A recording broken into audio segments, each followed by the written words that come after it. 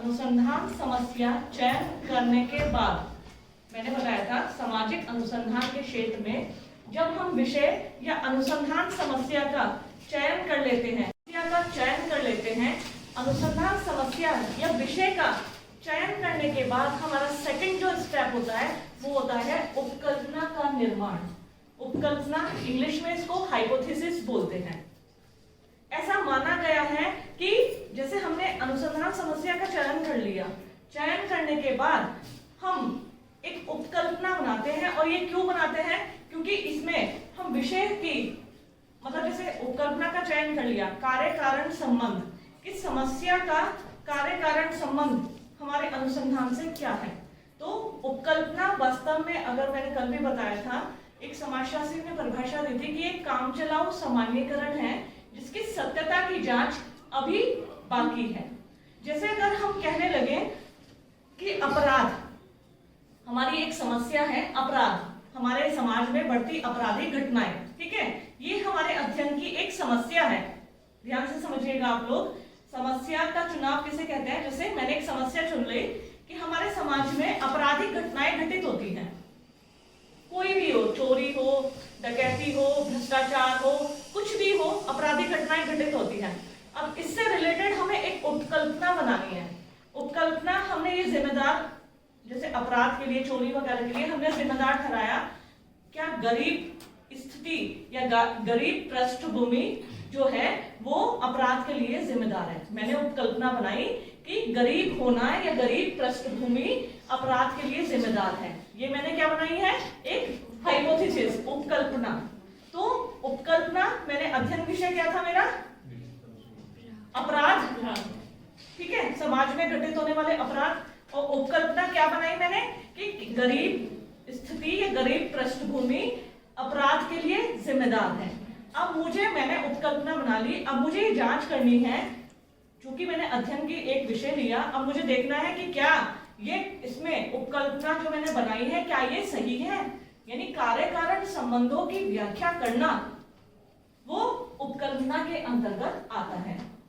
जैसे मैंने अभी बताया कि उपकल्पना की परिभाषा में बताया गया है कि उपकल्पना एक कामचलाऊ सामान्यीकरण है जिसकी सत्यता की जांच अभी बाकी है। ऐसी एक नेट डेफिनेशन है कि उपकल्पना एक ऐसी मान्यता है जिसमें कार्य कारण संबंधों, लिखो मत, वो मिल जाएगा आपका। उपकल्पना एक ऐसी मान्यता है जिसमें कार्य कारण संबंध ज्ञात करने अभी बाकी है या जरूरी है। तो उपकल्पना एक कामचलाऊ सामान्यीकरण है जिसकी सत्यता की जांच अभी बाकी है। वो इसलिए कहा जाता है क्योंकि हमने कार्य करने से पहले उसकी एक योजना बना ली, रूपरेखा बना ली और एक हमने उपकल्पना सेट कर ली। अब पूरे अध्ययन में हमें देखना है कि जो हमने उपकल्पना बनाई है वो प्रासंगिक है, वो हमारे अध्ययन विषय से संबंधित है, क्या वो सच है। अब आता है उपकल्पना की कुछ विशेषताएं, मेन कैरेक्टरिस्टिक्स ऑफ हाइपोथेसिस। तो फर्स्ट इसमें जो उपकल्पना की विशेषताएं आती हैं,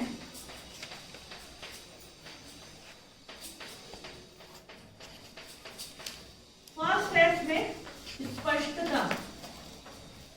वो स्पष्ट होनी चाहिए। वो कैसे स्पष्ट होनी? एक तो भाषा उनकी बिल्कुल स्पष्टता होनी चाहिए। दूसरी अवधारणा, भाषा के आधार पर भाषा सिंपल। देखो कई बार हम बहुत कठिन लैंग्वेज बना लेते हैं, कठिन भाषा, ना तो अनुसंधान करने वाले को कठिनाई आती है और साथ में जो देखता है, जो उस अनुसंधान को पढ़ता है या उसका अवलोकन करता है उसको कठिनाई आती है। तो भाषा हमेशा स्पष्ट होनी चाहिए, साथ ही साथ उसकी अवधारणा, कॉन्सेप्ट जिसे कहते हैं, वो बिल्कुल क्लियर होना चाहिए।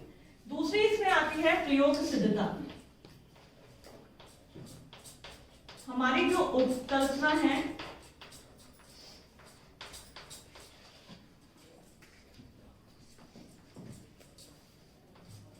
प्रयोग सिद्धता।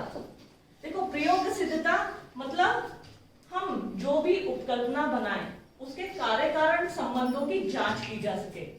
हमने उपकल्पना बना ली कि अपराध के लिए व्यक्ति की गरीब पृष्ठभूमि जिम्मेदार है। अब हम जब अनुसंधान करेंगे तो हम देखेंगे जितने अपराधी होते हैं, देखो हमें अब क्या नोटिस करना है, सबसे पहले हमें अपराधियों को देखना है। तो अपराधी हमें या फिर जहां कहीं उनके खिलाफ मुकदमा दायर हो। हालांकि तब तक मुकदमा जब दायर होता है उसमें वो सिद्ध नहीं हो पाते कि वो अपराधी हैं या नहीं। फाइनलाइजेशन तभी होता है जब उनका अपराध सिद्ध हो जाता है।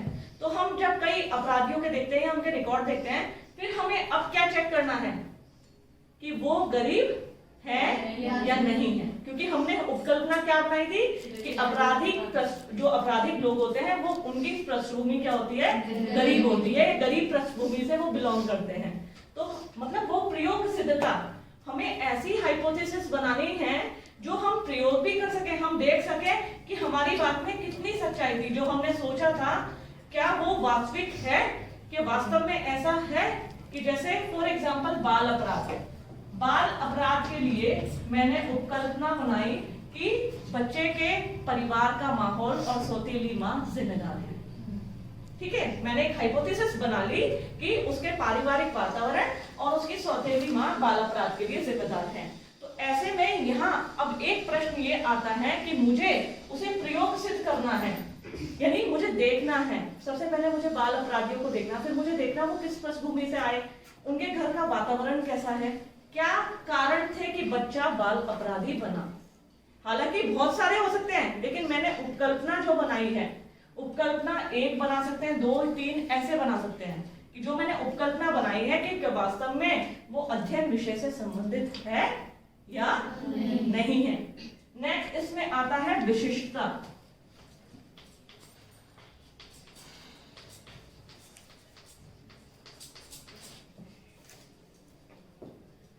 देखो, उपकल्पना वास्तव में हाइपोथेसिस जब हम बनाते हैं, हाइपोथेसिस बनाने के लिए हम हाइपोथेसिस की क्या विशिष्टता, वो विशिष्ट भी होनी चाहिए, वो इतनी साधारण भी नहीं होनी चाहिए कि अनुसंधानकर्ता को भी दिक्कत आए और साथ में जो उसको देखे उसको भी प्रॉब्लम आए।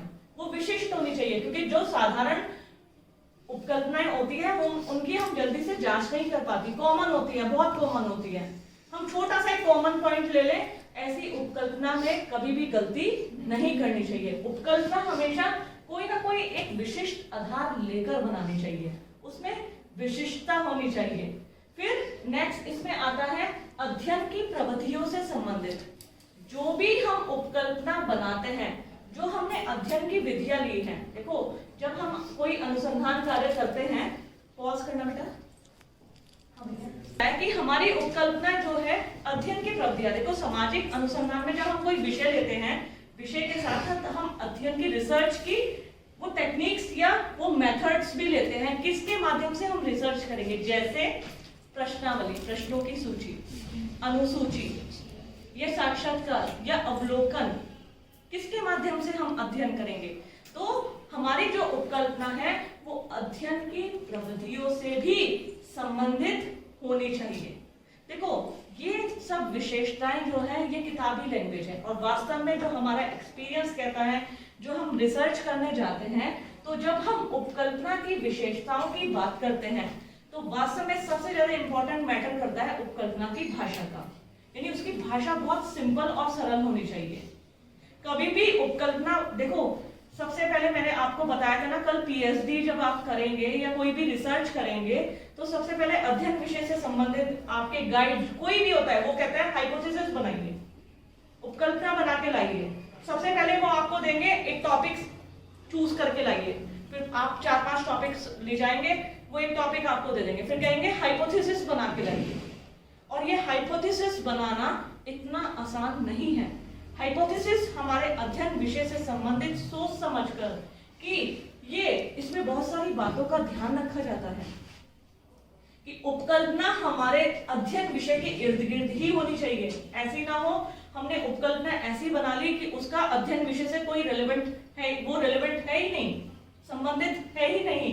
तो उपकल्पना अध्ययन विषय से संबंधित होनी चाहिए। साथ ही साथ उपकल्पना का क्या है वो स्पष्ट होनी चाहिए, उसकी सत्यता की जांच हम कर सके, प्रयोग सिद्ध होनी चाहिए। और बार बार अध्ययन विषय में जितनी भी टेक्निक प्रयोग में ली जाती है, कहीं ना कहीं हमें हाइपोथेसिस को ध्यान में रखते हुए उन सभी प्रविधियों को जब इस्तेमाल करते हैं, उपकल्पना को हमेशा ध्यान में रखना चाहिए। साथ ही साथ अगर हम बात करें, वो सिंपल नहीं होनी चाहिए, साधारण नहीं होनी चाहिए। अगर हमने साधारण उपकल्पना बना ली तो हमारे सामने बहुत सारी कठिनाई आ जाएगी। हमेशा विशिष्टता पे ध्यान देना चाहिए। तो ये क्या होनी चाहिए? विशिष्ट होनी चाहिए, जो कि हमारे अध्ययन विषय के कार्य कारण संबंधों की स्पष्ट व्याख्या कर सके। देखो, हमारी उपकल्पना बिल्कुल अध्ययन विषय से संबंधित होनी चाहिए।